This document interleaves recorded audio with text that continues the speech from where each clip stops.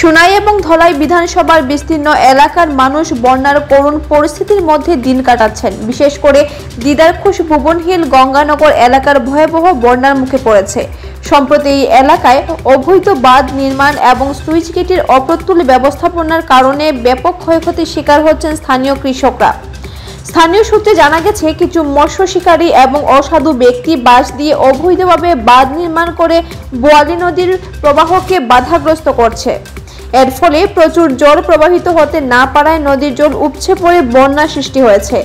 এতে হাজার বিঘা কৃষি জমি জলের নিচে তলিয়ে গেছে এবং ধানসহ বিভিন্ন ফসল ব্যাপকভাবে ক্ষয়ক্ষতি হয়েছে। এই পরিস্থিতিতে এলাকার মানুষ স্থানীয় বিধায়ক করিমউদ্দিন বরভূয়া এবং সাংসদ পরিমল শুক্লবৈদ্যের হস্তক্ষেপ কামনা করছেন। তারা চাইছেন অবিলম্বে অবৈধ বাঁধ অপসারণ এবং স্লুইস গেটের যথাযথ ব্যবস্থা নিশ্চিত করতে, যাতে বন্যা থেকে রক্ষা পাওয়া যায়। বাঁধ খাওয়া পরে 9টায় মোটামুটি আমরা 8 নম্বরে ফুল জমি দিতাম। কোন দিন? আগামী কাল 9টার সময় খাই লইল কিবা রবিবার। আর হন্তাকে বাঁশ কাটিয়া আমরা আইমু মারি মারি দোকান ভাড়া যায়। হ্যাঁ, আর কচুদরমা আমরা থানা আমরা জানাইয়া পুলিশ 2জন সহযোগিতা আইমু।